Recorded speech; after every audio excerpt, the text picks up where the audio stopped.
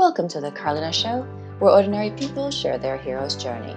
I'm your host, Carleena Angwin, and this is episode 32 of the podcast.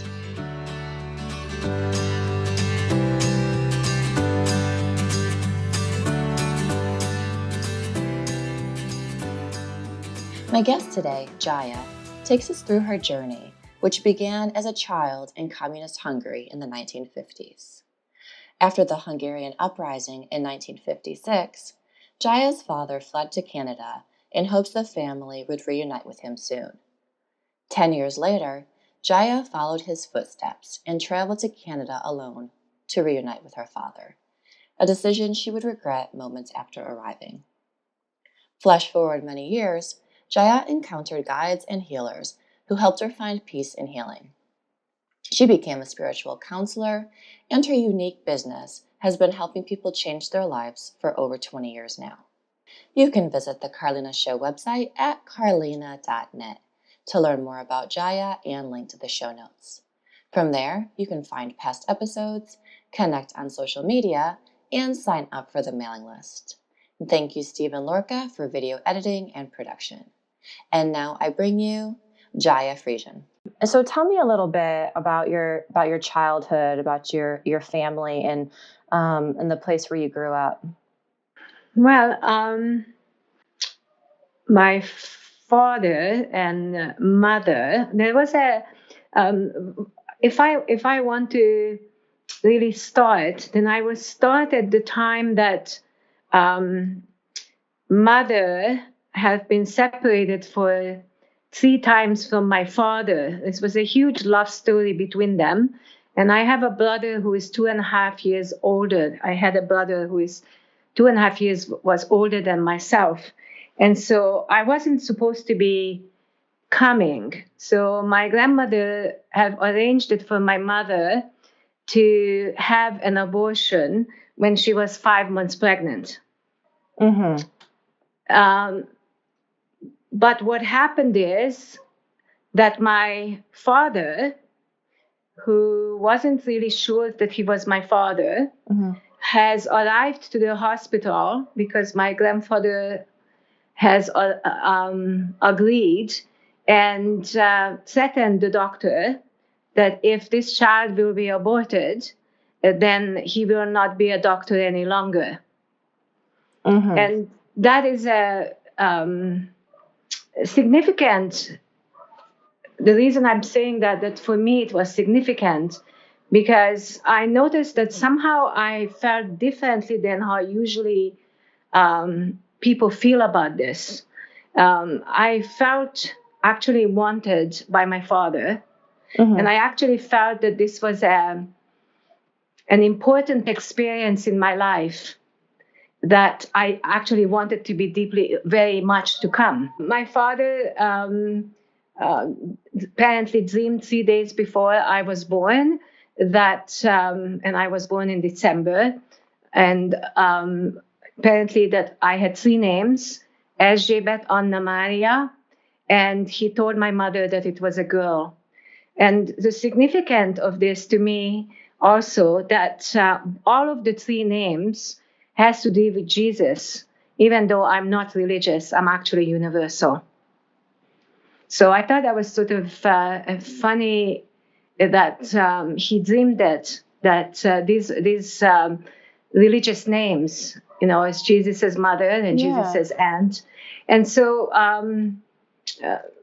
I was born, and I feel that I was unhappy as a child when at age 2 I was put into kindergarten. My brother was also, and I felt separated from my mother. And because I was a very emotional child, it created for me a lot of pain. And I retaliated by anger, and that I was crying and crying and crying and crying and crying, which I see that was a release. Mm-hmm. And the only way I stopped crying for a year, I think it was about a year, it's because they would always bring my brother when it was time to lie down. And when my brother came, I stopped crying. Oh. So he was very, it was very important to me as a child. After a year, I was totally fine. I had a great time in kindergarten, and I was a happy child until my father. It was a very secretive family. At the time, nobody sort of talked about what was happening, or I don't remember ever being told or sat down with what happens with the adults. My grandfather has died a month before I was born, and he was very important to my mother. So I was actually came from that drama, that there was that drama when I was born, because grandfather, who was the love of my mother's life, has left a month before I have arrived. And I felt that. But beside that, my first experience of my father, I remember him when I was 1.5. I was totally in love with him. I felt totally connected and in love with him right away. But I could always feel the tension between the two of them, that they weren't actually happy. Right. They loved each other very much, but they were totally different.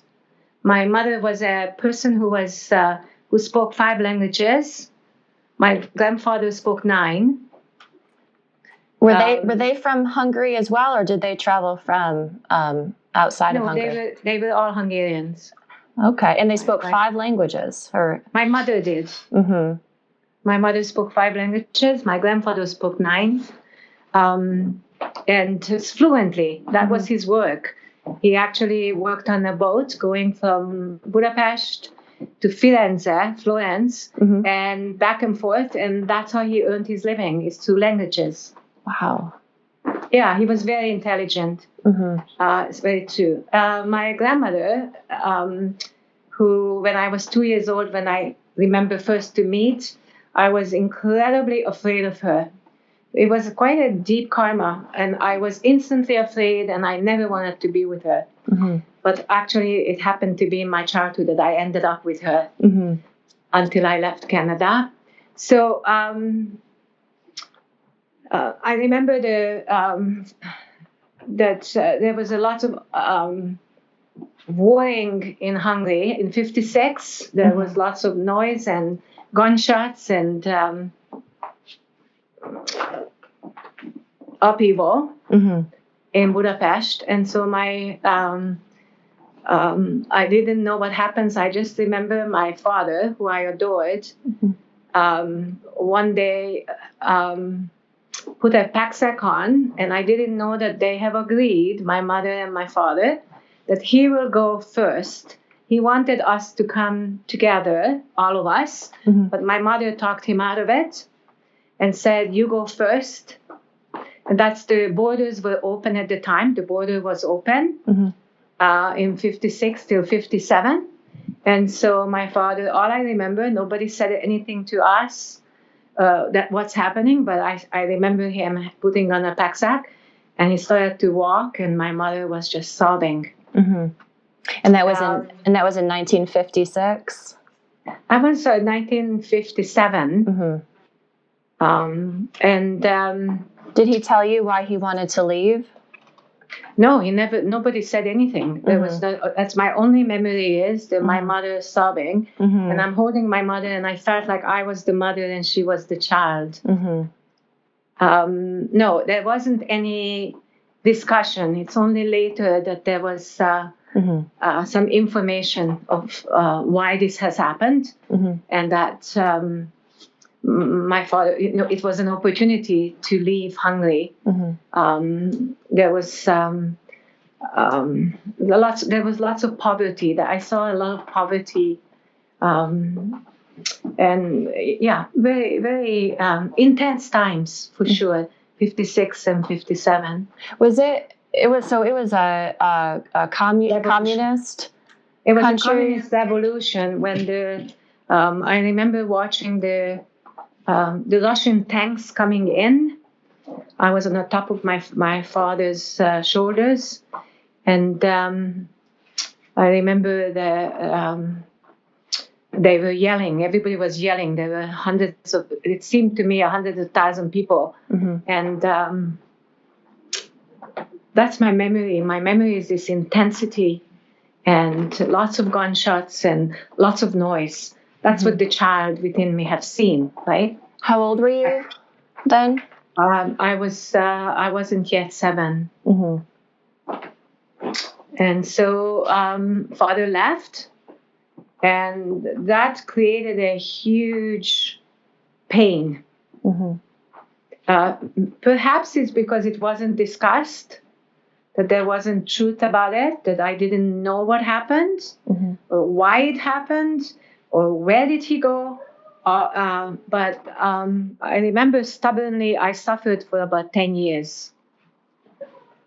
There was a lot of emotional upheaval inside about this. Of course, your father is leaving or left and not understanding. But I don't remember that I ever felt responsible or that I ever had those kind of feelings that I hear, because as a counselor, I hear all kinds of assumptions. I don't think that I was assuming what happened. I was just in pain. Right. I just wanted to be with my father. That's all. So could you talk to him so he left in 1957, and did he go straight to Canada? He went first to Austria with the other Hungarians, and then from there, he had an opportunity to go anywhere in the world. That's my understanding. There was Hawaii, there was America. You could go to America, you could go to Australia. He chose with other people. He chose with his friends. He chose Canada, and he told me that he chose Vancouver, which is where I live, is because it's a mild place and it was beside the ocean.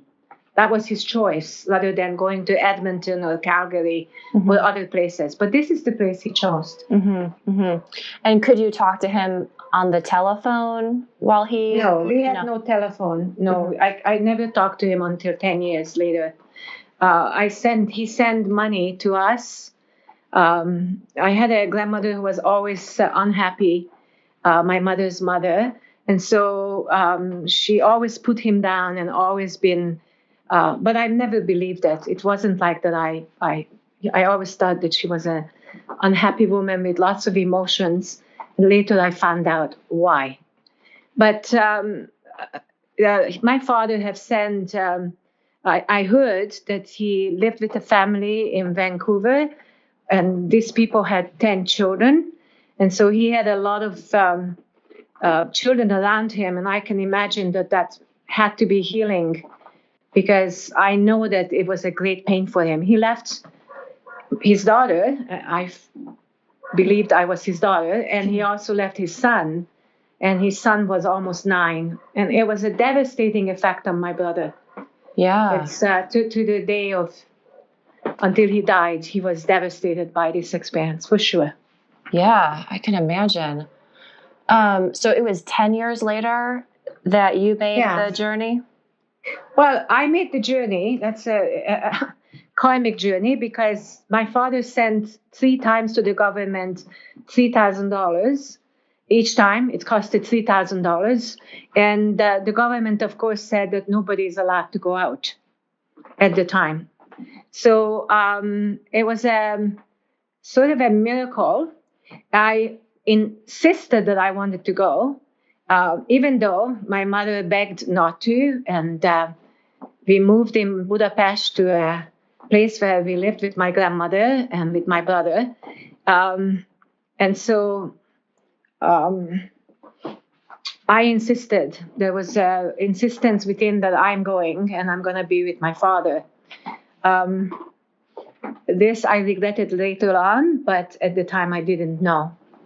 So 10 years later, there was, we went again for an interview. You had to be interviewed, you had to be checked, you had to be doctor, your school, everything. I wasn't a good student because I didn't have any help or support at home. My mother worked long hours from morning till night to be able to support us, And so my focus wasn't really on school. It was mostly on survival, I would say. And my way of coping was opera. There was always in the radio opera. And my coping was to go to museum. We had a beautiful museums in Budapest, and I would go beside school and I would just go to the museum. And my mother was very intelligent, and I've seen beautiful, beautiful, Picasso, and I read Balzac, and I read, we had at least 2,000 books at home. And so I read as much as possible. And that was my survival to live. And 10 years later, I went for an interview with my mother to the government. And when I saw the young man, he must have been about 28 years old, I knew instantly that I will be leaving. I knew that he would say yes. I don't even need to explain it because I knew it. And I knew that he knew it. And he asked me, he said, are you sure that you want to leave your country?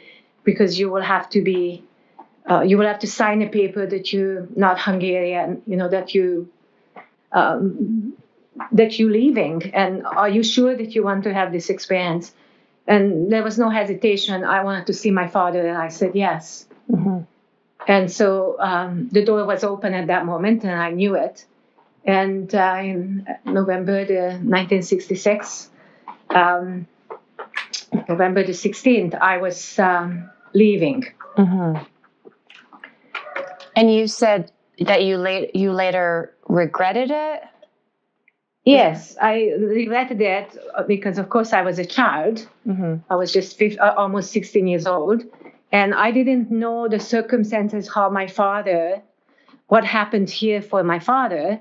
Of course, my father was a young man. So, of course, he fell in love. And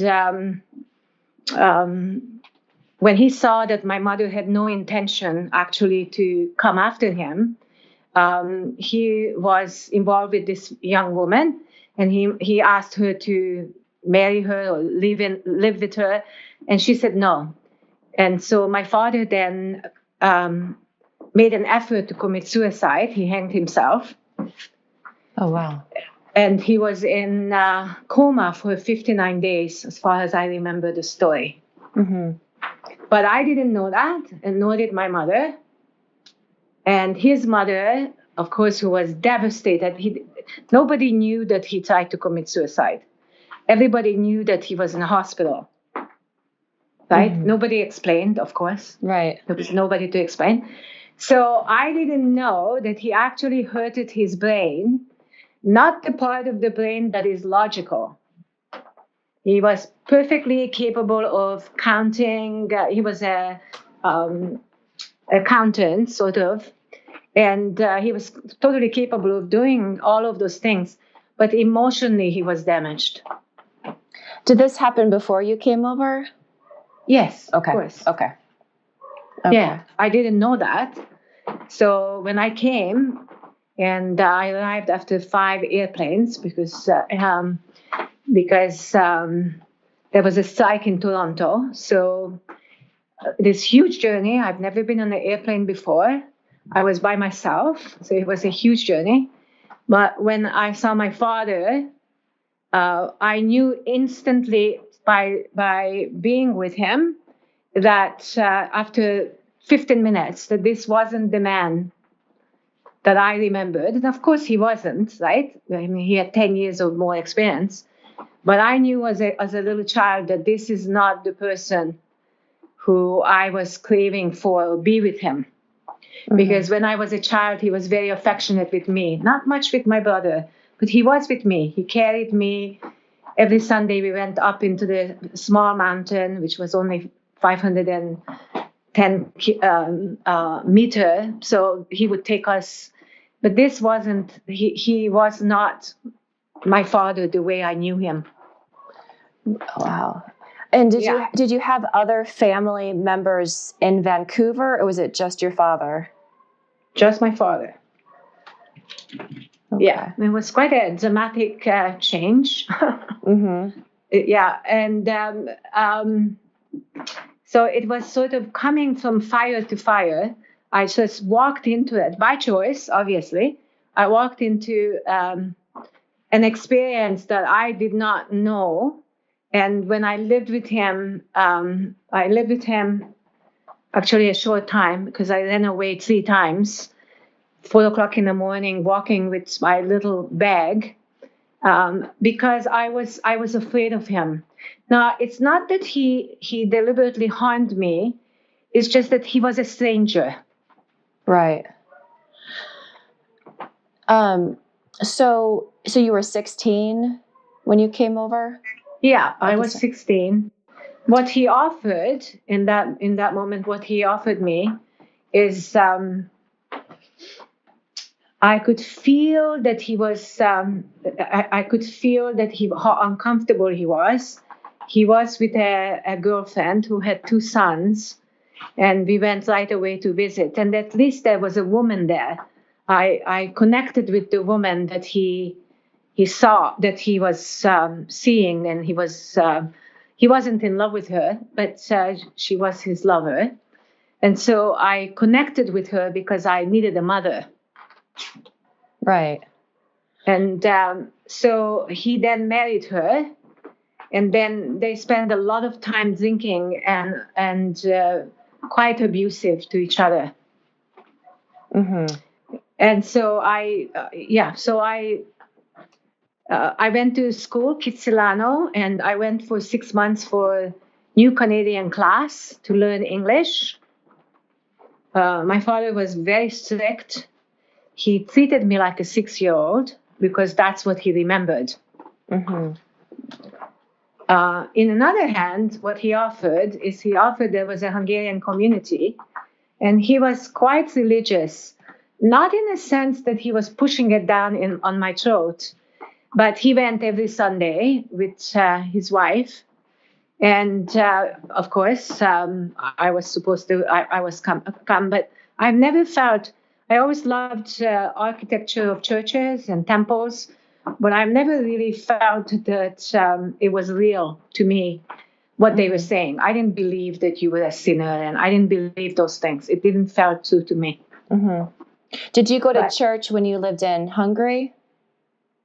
No, it was a communist country. Mm-hmm. And I only went to church that I remember maybe 3 or 4 times when I was in Hungary, but it wasn't allowed by school. Mm-hmm. It was actually, but I did go to see the architecture inside, mm-hmm. and that was reported to the school. Oh. And so I was asked by my mother not to do that if I didn't wanted her to disappear. So tell me a little, let's back up just a little bit and tell me a little bit about how things in Hungary were different from Canada. So, because I don't really know, I mean, other than what I've seen on TV, I don't really know what it's like to live in a communist country. So could you talk a little bit about that? Well, I don't know. All I know is that in the communist country, they were, you had to, in school, you had to go to meetings. And I was quite rebellious. So in the meetings, you had to wear sort of a outfit. I didn't wear the outfit. And that is why I was always blessed, and always something happened to me that I was saved from it, because there was some kind of a relative, some kind of a cousin who knew the principal. And I was sort of, whenever these things came up, like this is a communist country and, all the 32 children will go to meetings, she needs to wear the outfit like all the others. There was always some kind of a miracle, because I thought that I didn't want to know about Lenin. You have to learn about the history of Lenin and what he did for the poor people and why they killed the Tsar and the Tsar children, and it didn't make any sense to me. Mm-hmm. So I wasn't, but it was mandatory that in school that you have to. It's a communist country, so it was about proletarianism and people who have lots and lots of boring stories about the history of and explanation about what happened in Russia. Everything was Russian. Some of the food was Russian, colors was Russian. It was very much admired, Russia. I didn't feel at home. Maybe that's partly also I left. I didn't feel any more at home because I didn't buy it, what they were saying. It just didn't feel true to me. Do you think that your friends in school felt the same way, or did they believe in it, in the communism?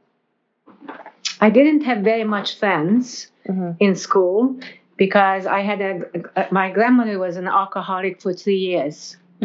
And I actually saved her life 3 times.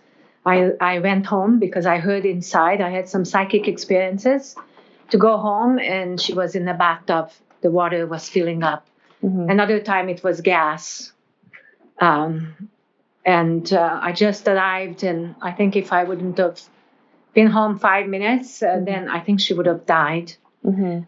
So I don't know that I didn't really had a chance to connect with kids. I walked with kids home.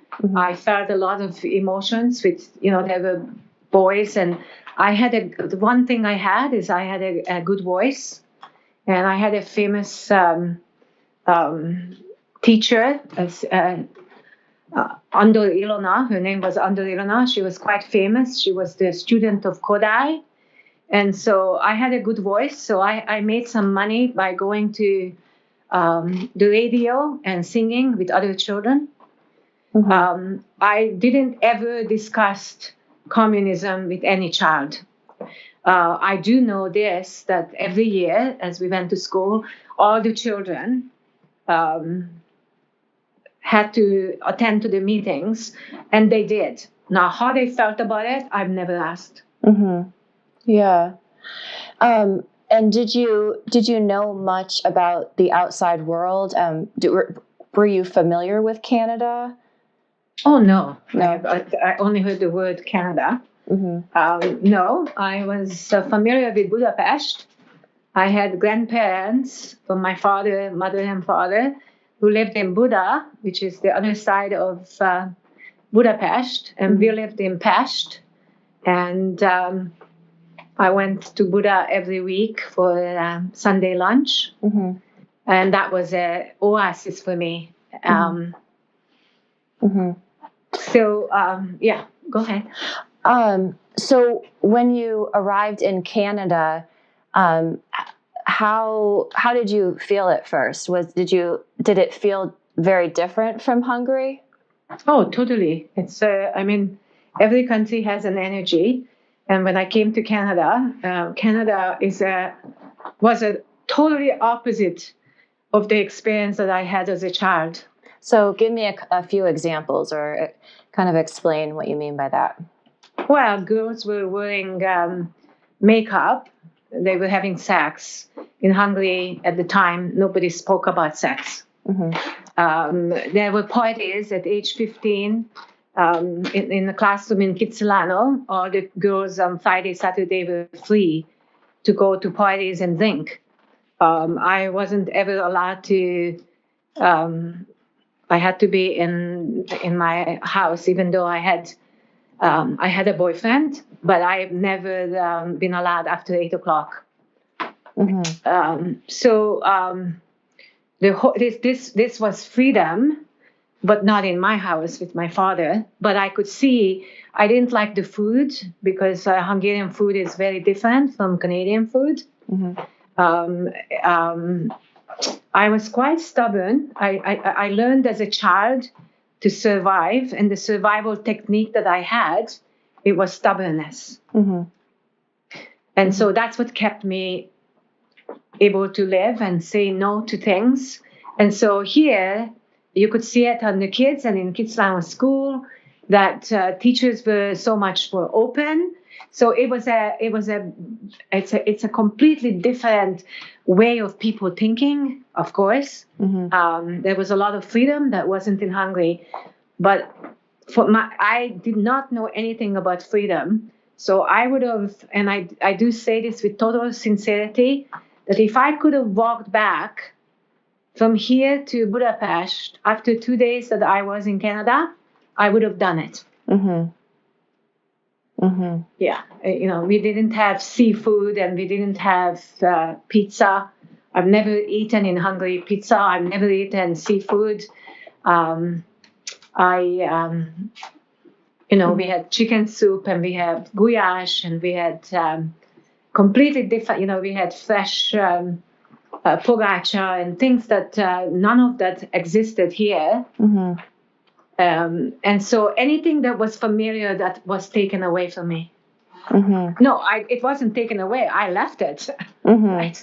I realized very early, oh my God, you made this choice, And what was it about home that you missed, or you just realized that your father was so different, and that's why you wanted to? Well, first of all, I missed my mother, who I loved deeply and who loved me deeply. She was my best friend. I missed everything about Hungary. I missed the buildings that Vancouver doesn't have. Nothing is old here. I missed the museums that I lived on. I missed... I had a boyfriend since I was 10 years old until I was 16, who was my best friend. I missed him.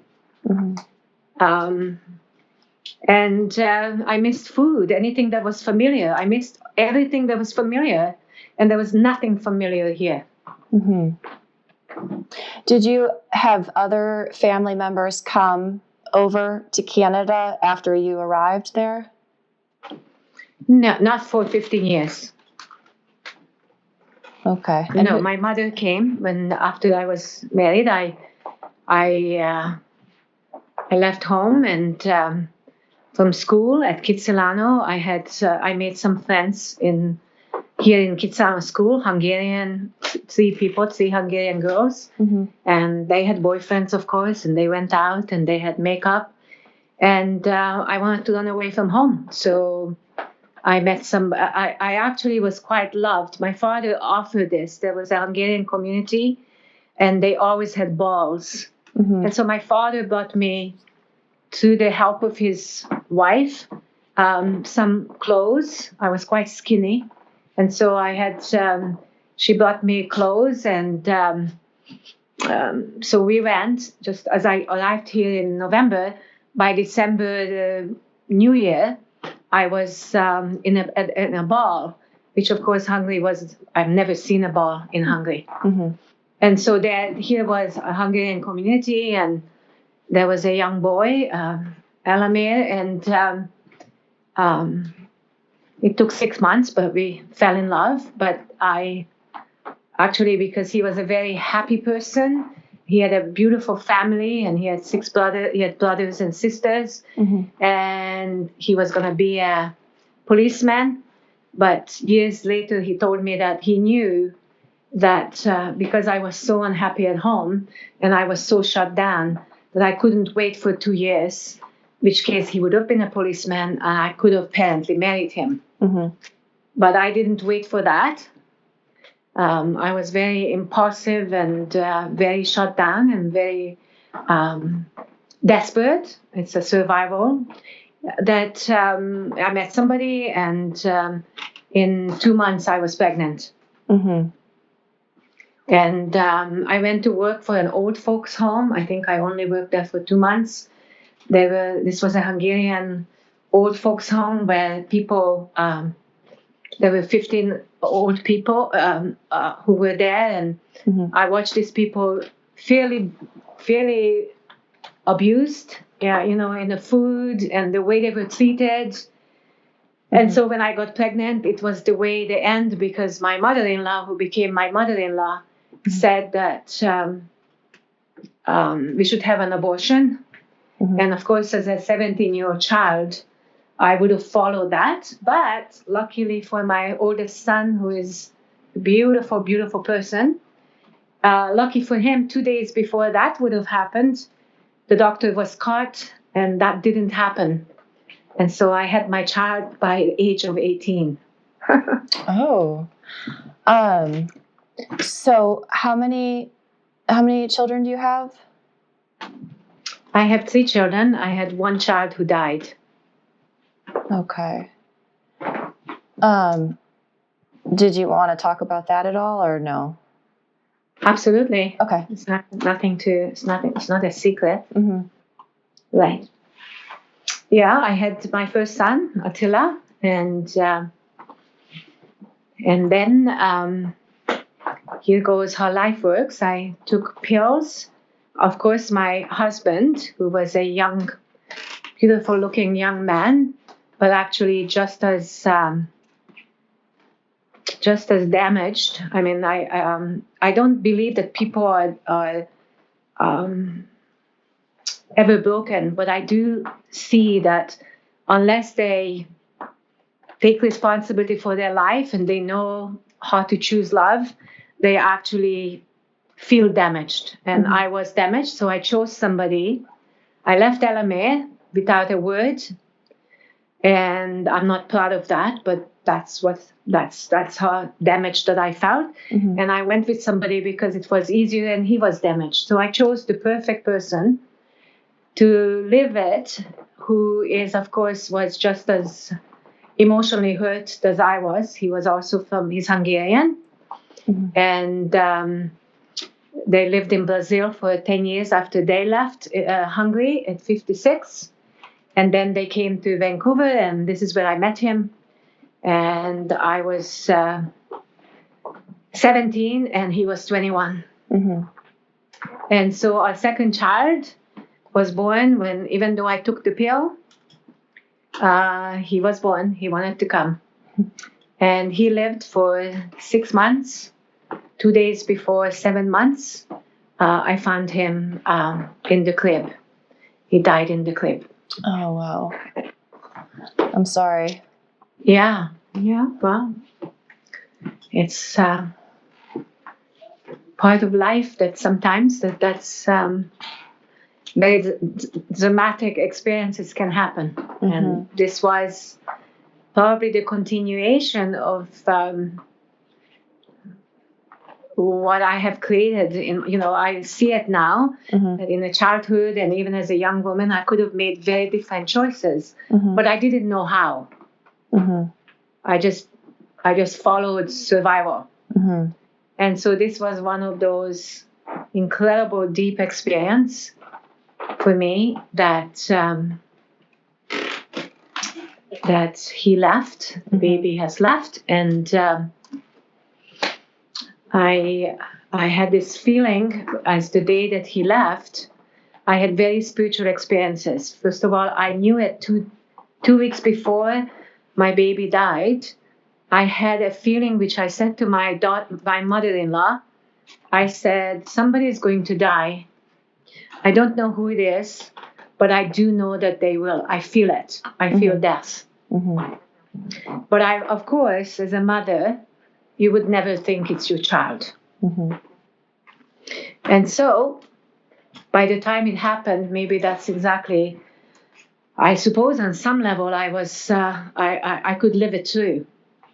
I didn't know at the time that I could, but because of course I don't remember for about a year and a half in my experience. I don't remember, it's not like did I go depressed or what happened or any labels. I just wasn't living. I didn't take a pill. I didn't do any of that. It was just a fog.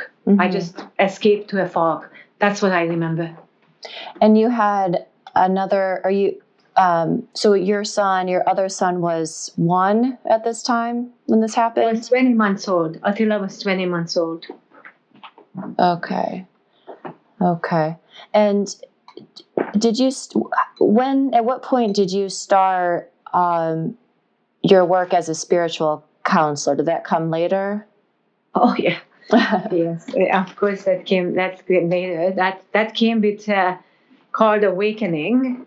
And by that time I had 3 children and I was actually happily married. At age 25, I made lots of changes inside, and I already met meditation, even though I did not follow it.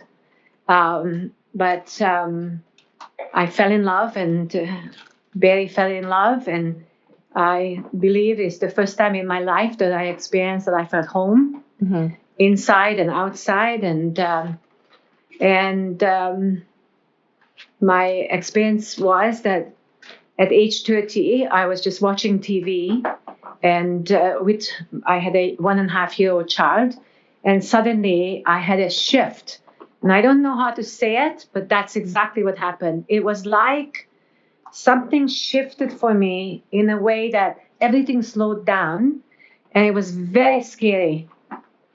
It was like from this going in life, and having a 10-year-old son and having a 7-year-old son and having my baby with Barry, Bryn.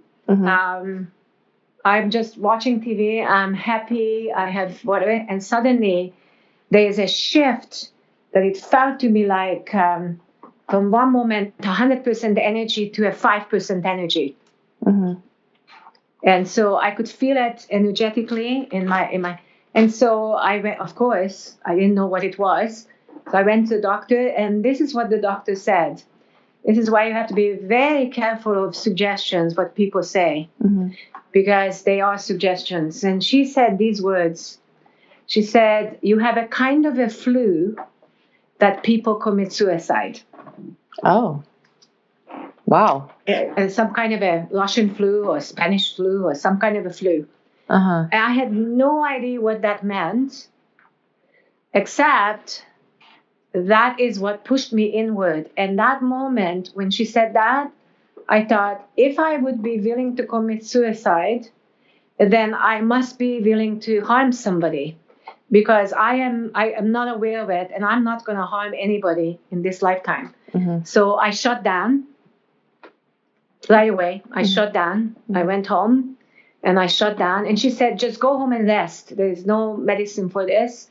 Just go home and rest. Well, how do you rest? So my mind went into incredibly fear.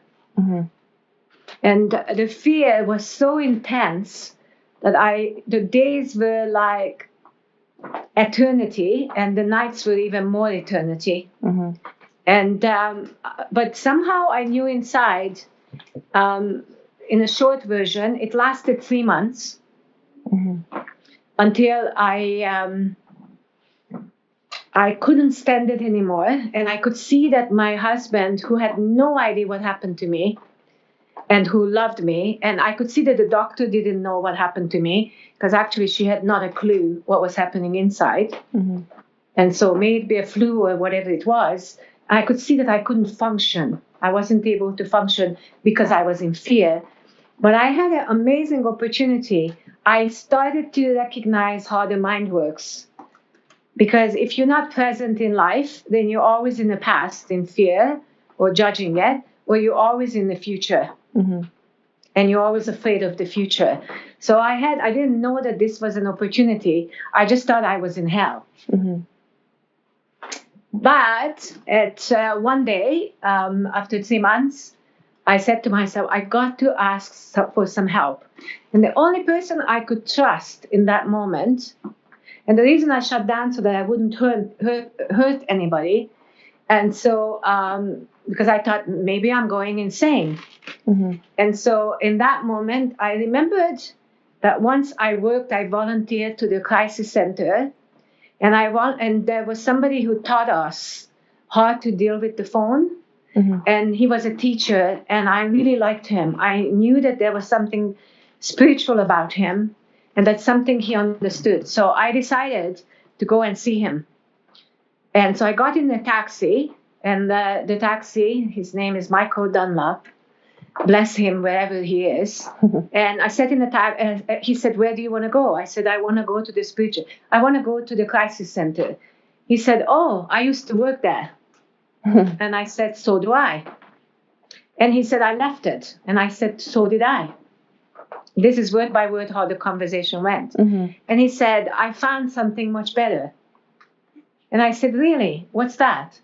And he said, meditation. And I said to him, oh, where is this meditation and how much does it cost? Well, when your mind is totally in fear, you see everywhere. And he said to me, well, actually, it doesn't cost. You can give a donation if you wish, but it's at my house. And I said, oh, it's at your house, of course.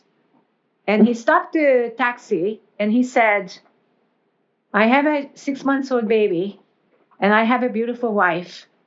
I am not asking you except for meditation. This is for meditation. And by the way, it's happening tomorrow night. And I said, and I could feel his sincerity.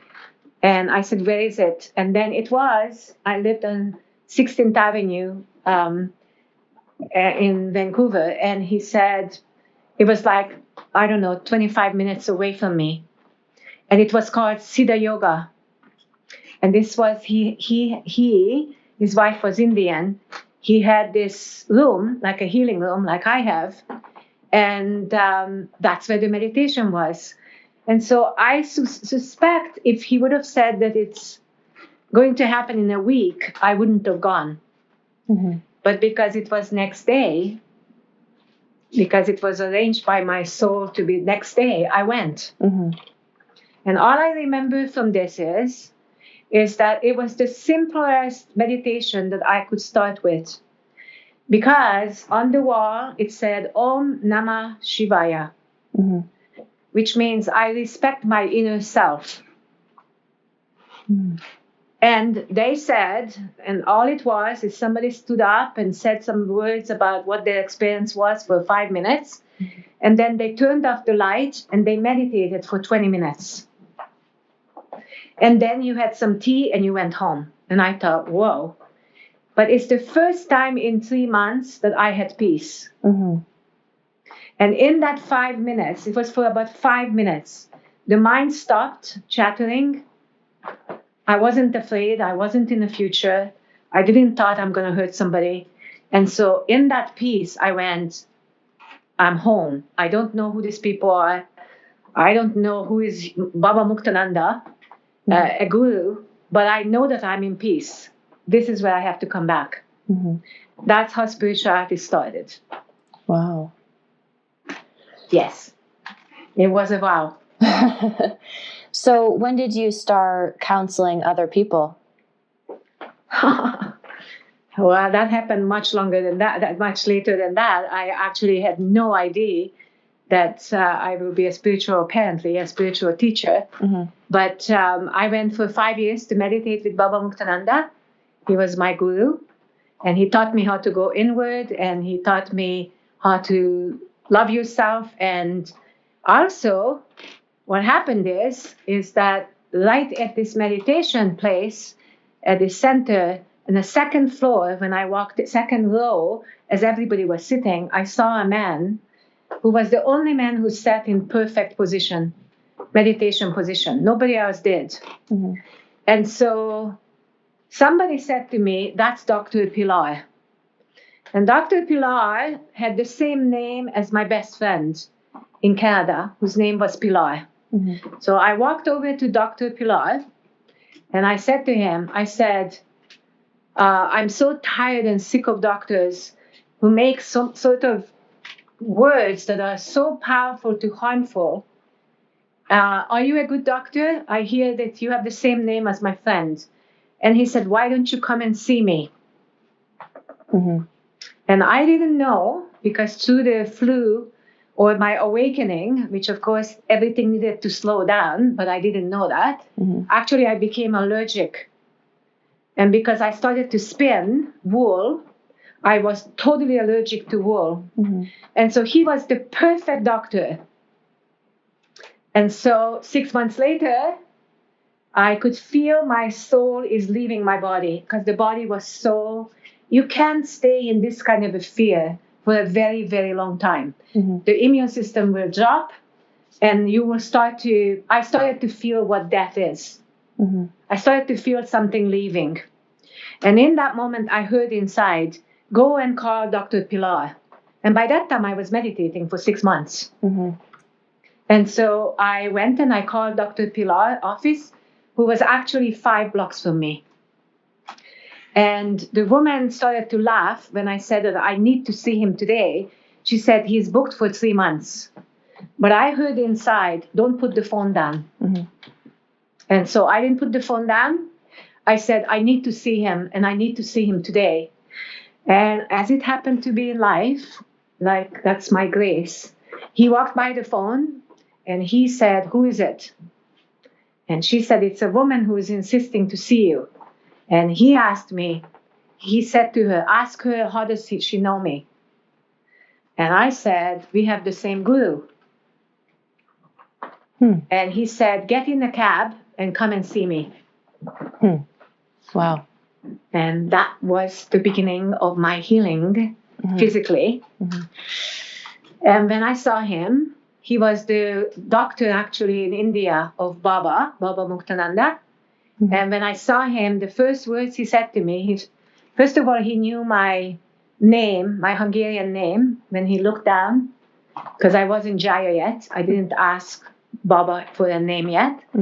And secondly, when I saw him, he said, if the mind brings this kind of an illness, that it affects the body, then the mind can also take it away. And I didn't understood what he meant by that, but I knew that I was home and that I won't die. I knew it right away. I was in the right place. And he was the first person, of course I didn't know this, who was he specialized in if you had allergies. Other doctors made fun of him and they refused, but he gave me C vitamin and it healed me. Told me to take C vitamin 2000 in the morning, 2000 at night, take calcium, magnesium in the evening, and I could sleep. I had meditation and my body started to heal. Wow. Yeah. That's called grace. It's called like what you meant to follow. It will happen. And it did happen for me. And so from that, I meditated and I asked Baba for a spiritual name. And I started to laugh when he sent names for my whole family. When he said that the name Jaya, do you know what the name Jaya means? No. Jaya means victory, victorious. And when as soon as he gave it, I knew inside that I was always victorious, even as a child. But I forgot it. No matter what happened, all of the pain that I experienced as a child, it was actually most of it my own stubbornness. I could have asked for help. I could have asked for help. I could have lived with my other grandmother and grandfather. I didn't ask. And so I knew that when he said victorious, I started to laugh and said, yep, that's right. I am victorious.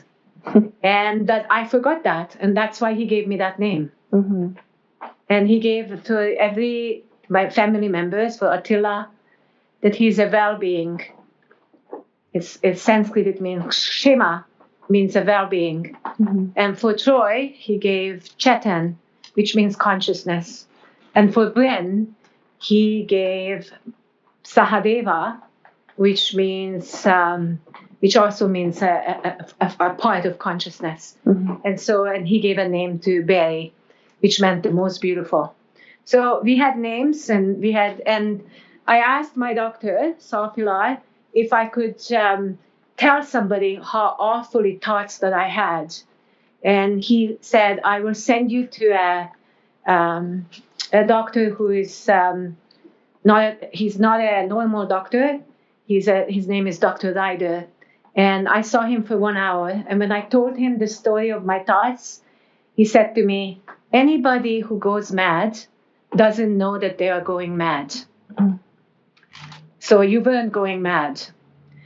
Number 2, when you started to be scared for hurting other people, that shows goodness. You were never going to hurt any other people. And I gave him a hug and I said, I don't think I will see you again. And I haven't. But you have lifted for me exactly what I needed to happen for me, is to leave it behind, which I did. And then another spiritual thing happened. Baba has left his farm in 1982, and I meditated every day, and I used Om Namah Shivaya, and I learned other way to go inward, and chanting and mantra and breathing, and but then somebody showed up at my house because my little boy was going to school, and this woman, and I do know from her from other lifetime, showed up and said, I want you to come to Spiritual Healing Center. And I said, I'm not interested. I'm going to Siddha Yoga, and I have a guru that I'm studying with, and I'm not interested. But then I had another spiritual experience because I wasn't going to go, that somebody from Siddha Yoga took me for a channeling to Victoria. I didn't know what channeling was. I didn't know the word channeling, and I didn't know what we were going to do. But that's her life. She just said, I want you to come. I want you to have this experience. So we did arrive to Victoria, and I had an experience. I couldn't speak for 3 days afterwards because there was these strangers. I often recognize people from past life, but I didn't recognize these people. And they were in silence, 7 o'clock from night until 10 o'clock. Nobody said a word. And I was just going to say, I think I want to leave now because I don't know what this is about. When the channeler, who didn't know me, didn't know I was Hungarian, didn't know who I was, she started to speak in a different voice and said, Jaya, Jaya, Jaya, I am your personal guide. And I said, my personal guide? What does that mean? And she said, well, every person comes with a guide, and the guide comes in with you and leaves with you when you leave. And I am yours, and my name is Murana. And I thought she was acting. I was sure she was acting. But then she said, I can see that you don't believe me. And I said, no, I don't believe you. And she said, okay, I guess we have to prove it. And I said, definitely. And she said, okay, so then let me prove it to you. 1984, you were in Budapest visiting your mother. Is it true? I was shocked. I said, yeah, it's true. She said, and your mother, as you were leaving, given you a gift. And it's on your puja table. Puja table is a table where I have konyan, I have sacred objects. Nobody knows this. Nobody knew this. Not the woman who took me. Nobody knew this. She said, and that object that your mother gave you is on your puja table, and it is black outside, leather, and inside there is dry flowers. Is this the truth? And that was my grandmother prayer book. Wow. From 1913, when they get married, and the dry flowers were my grandmother's when she got married. Wow. Nobody knows this. Nobody knew it. I've never told anybody. There's no reason to. Mother gave it to me. I put it on the puja table. How would somebody know that who has never met me? Wow. Yeah, exactly. That's exactly the words for all of us. I could not speak. Then she said, I said, what do you think I'm going to do in this lifetime? And she said, well, some of the things you have already done it in the past life, but people will come. And I said, people will come? For what? She said, people will come and you will read and you will have a crystal ball, which actually I have a crystal ball right in front of me for 25 years. And I said, a crystal ball? And I always thought that I was a gypsy. I know I was a gypsy in one of the incarnations. I said, but I'm not living in that incarnation. A crystal ball? Are you crazy? And she said, well, you will see. You can. And so my experience was that she said, there's another guide wanted to speak with me. And I had this experience that blew my mind. I couldn't see my hand. That's how dark it was. And this energy came in and started to honor this incarnation in my life, that what I will be able to do and what I have done, and that just honoring the soul of that I am. And then she said, may I touch you? And so this is the second guide to the same woman. And the energy was so much love in the room that I had a hard time to be in it. It was full of energy, full of love. I don't know how else to say it. And when she touched me on the third eye. And I saw 11 times white lotuses. I counted them. I saw it. I saw it in the dark. And that, of course, is the opening of the third eye. But I didn't know that. And her name was Nipiasia. So these were experiences that I don't often talk about because it's my experiences, right? No one can talk me out of it. I experienced it. I know what happened. But I also know that I couldn't speak for 3 days afterwards. So I told my friend when we were coming back from Victoria, I said, don't talk to me. I need to be able to digest this. I don't talk to me. And then when I arrived, there was a phone call from the same woman who had a child in a school with my son and said, are you ready to go to Victoria Drive, which is a street, to the healing center because I talked about you. And my teacher, Donald Scanlon, said, yes, you can come. January the 7th, you can come. So this was a circle. And I studied at the Spiritual Healing Center for 10 years.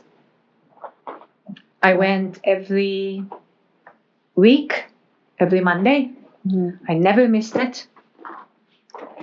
And I didn't know what will happen from that until one day they were always channeling. There was always a guide called Elman who came to Donald. And in 2 seconds, Elman has told my life. He said to me, Miss Jaya, do you trust love or do you need to test it?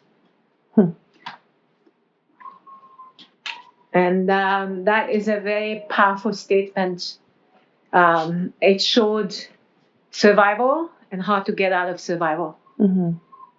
And so I knew I belonged there. And Donald lived for 10 years. And he became my friend and he became my teacher. And one circle, when I was in a circle, lots of things happened spiritually. But one of them that was very important is we were in one of these circles. And again, always the windows where everything was darkened. So you were able to meditate really deeply inside of you. Sometimes they went for an hour and a half, sometimes for an hour. And I came in late. Usually they lock the door, but this time they didn't. And Elman, the guide, who's a master guide, I have all his, everything that he ever said in the circle, I have it. We have always recorded it. And Elman said to me at that time, Miss Jaya, you know that you are a spiritual teacher. You know you are a teacher. That's what he said. You know you are a teacher. And I had I said, a teacher? What does that mean, a teacher? And he said, well, it just means that people will come for the wisdom. They will come. And I said, how? I've never advertised. I don't know how to, I haven't gone to school yet, but he said, oh, yes, you have. Yes, you have gone to school. It's just not the human collective way where you are, this is how you do it. You have come and through your experiences and through meditating and going deep and having a guru, which is, of course, it just means your inner teacher and the guides. This is your destiny. And he said, it's your destiny. You have come to serve. And in that moment, I knew it's the truth. Mm-hmm. I didn't know how it will happen or how it will open, but I knew it was the truth. That's why I was born, and Mm-hmm. that's what it was about. I think that's a lot of talking. Yes. Well, if I could just ask, what year was it when you had your first client or the first person come to you for spiritual guidance? Do you remember what year that yes, was? of course I do. Mm-hmm. Yeah, of course, because by that time I had a teacher guide. Mm-hmm. His name is Patrice. It was in 1987, September the 20th. Oh. And that's the first time you had someone come to you. That was the first time that somebody from who I have gone, a spiritual brother, Mm-hmm. have sent his family. And he came. And my teacher first, Donald, has came first to my house. And I thought he's coming for spaghetti. But he said to me, I want to test that you can channel Patrice. And I went, oh my God. And I closed my eyes. And I don't remember what needed to be said, but Patrice said something to Donald. And Donald said, he got up and he said, okay, people will come now. Wow. And next day, Michael Talbot Kelly have sent his brother, Jonathan, and he came. Mm-hmm. And my guide said, you have only one job. We will do it. You will have to meditate an hour and not charge for an hour of meditation. Mm-hmm. And after that you have meditated an hour, you can trust what will come. Mm-hmm. And that's what I did. I always meditated. For the first 2 years, I always meditated an hour. I never charged for it. And when the person came, and I had to know 2 lifetimes. The guide always gave 2 lifetimes that affects the person who came. So all he had to say is, my name is Jonathan. And he would walk in the door, he would sit down, and I would have 2 of his lifetimes that affects this life. And I have to say this, I don't believe it has ever been wrong. Mm-hmm. Yeah, it's always just blew my mind that when somebody said that this person was, I don't know, a mountain climber and climbed the mountain, and that's where he died. The person in this lifetime says, well, actually, that's my passion, or that's what and I would just, right? Or somebody was a ballerina in Russia, I don't know, in 1903, and the person comes and the person says, and you can see the focus what a ballerina would have, right? Mm-hmm. A total focus, a total, and that would be the proof. Oh, I just went to Moscow and I just saw the most beautiful ballet. Mm-hmm. And so it was.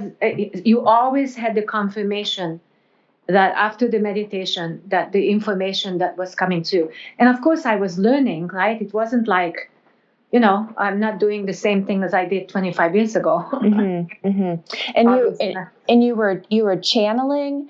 So someone came who wanted to connect with someone who had passed away. Is that how that works? No, channeling. That's clairvoyant. Oh, okay.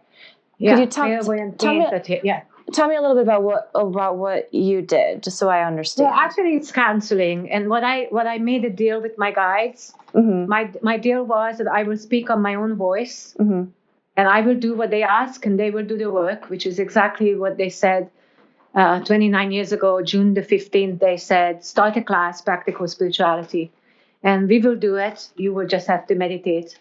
And this is the format. But they said that the focus is counseling. And counseling is, they called me transformational. Transformational counseling means that you come only when you're ready. So it's not about psychic, even though that's there, about your future, but it's about how to move you out of non-loving to loving, from fear to love, from tragic to magic. And because I went through all those experiences, I learned how. And then I had an experience with Eckhart. And that was another year of experience that he taught me how to release the pain body. That's another grace that happened in my life. So counseling means that you sit in a chair and the person comes and they say this and this and this and this happening, and you actually can tune in and realize that the way their mind works, that they are in a past or they are making choices from the past. Mm-hmm. So I actually learned how to move from the past and from the future to the present, so that the question becomes, what is loving to me? Mm-hmm. So I actually did become a teacher, as they said I would. Mm-hmm. And actually, I started a class, and the rest of my work is, I can do the I Ching. I learned the I Ching in this lifetime in 10 minutes, which is a very complicated, but I know I have done it in other lifetimes. Mm-hmm. So I can do the I Ching. I can do the Aura Soma, which is color therapy, or I can do, but basically people come for counseling because they move out of pain and they change their life. I don't do it, they do it. Mm-hmm. I'm only here to listen. Basically, that's my job, is to listen and to be able to mirror that back. Just like what Eckhart did for me. When Eckhart said to me, but Jaya, I am free. And I wasn't free. I was in deep pain, emotional pain. Mm-hmm. He said, but Jaya, it's already in your life because I am free and I'm in your life. And that's what I do basically with people when they come for counseling. They change their life because they're ready, or they wouldn't find me. Mm-hmm. Mm-hmm. And where did you meet Eckhart Tolle? Well, that's another amazing story. I had a woman I went to Yoga West to do yoga 22 years ago. And there was a woman there who was a Satnam Nasayan healer. Satnam Nasayan is a healing technique, an ancient healing technique. And I was admiring her. Mm-hmm. And my teacher, Donald, when I talked about her, my teacher was incredibly, he could tune into anything. And I said, I want to be like Elizabeth, who was very quiet. And I had a healing experience from her. And I didn't know that she knew Eckhart. But Donald said, believe me, you don't want to be anything like her. That's not true, Jaya. You want to be like you. Mm-hmm. And then this woman, I met her at Yoga West, said to me that she needed a place to stay for 2 months. Do I have a room? And so she came here, and one day, and I found her the most unhappy person that I have met, because she was a perfectionist about everything. And her perfectionism just created lots of pain for her and everybody else. Mm-hmm. So Donald was correct. I'm not a perfectionist. I do whatever I do, I want to do it excellent, but I'm not a perfectionist. And so she came with a book, and she said, my friend wrote a book and it just came out today. And I said, oh my God, another spiritual book? And I looked down at the book and I opened it and I read 4 sentences. What Eckhart says about that he has gone through the experience. And the 4 sentences, I said, do you have the phone number of this man? And she said, yes, I do. And I had Eckhart's phone number, and he picked up the phone. When I called him right away. And I said to Eckhart, I need to come and see you. And he said, because he wasn't famous yet, mm-hmm. These are the words he said. Jaya, I can tell that you need to come and see me. Can you come next Thursday at 5:00? That's what my experience was with Eckhart. Wow. And I went to see him. He lived in Comac Street. And I went to see him, and he opened the door, and I never wanted to leave his tiny apartment. He was present. He was loving. He was wise, and he never left the present moment while I was there. And when I was starting to talk about pain and emotional stuff, that I'm an emotional person and all this stuff came up for me, he said, can I show you that this is an illusion? Huh. And your emotional pain is an illusion? Mm-hmm. And I said, is it? And he said, can I touch your hands? And he touched my hand, And he said, close your eyes. And I closed my eyes. And his vibration is so high that in less than 30 seconds, all the pain that I felt, which I felt it physically in my stomach, and I felt it in my mental, emotional body, all the pain was gone. Wow. Instantly. It was all gone. And so I said to him, where did the pain go? And he laughed and he said very gently, it never was, Jaya. This is just the mind. It never was. And my experience was with Eckhart that for 12 hours afterwards, I couldn't leave the present moment. I did not leave the present moment for 12 hours. And then I took it back. And then he saw me for a year. Every Thursday, I went to see him for about 45 minutes to an hour. And he charged me, I asked him how much, and he could have charged me thousands of dollars, whatever he could have charged me, whatever. He said, whatever you have is fine. Don't worry if it's $5, $10, whatever that you have, no problem.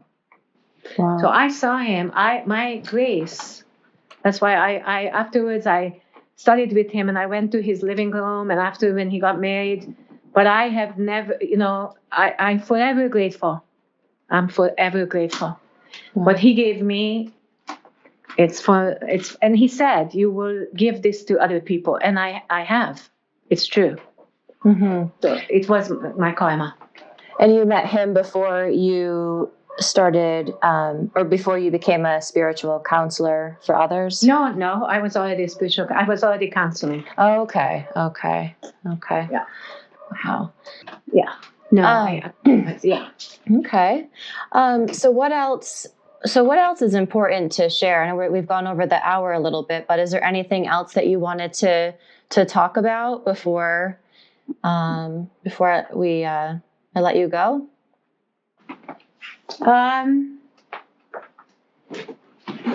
No, not unless that you want to ask. I've been very fortunate. I feel blessed. I feel I have had wonderful teachers. I have beautiful children. I love all of them. They are aspect of me. My clients, I have a class for 38 years, 29 years. June the 15th, it was 29.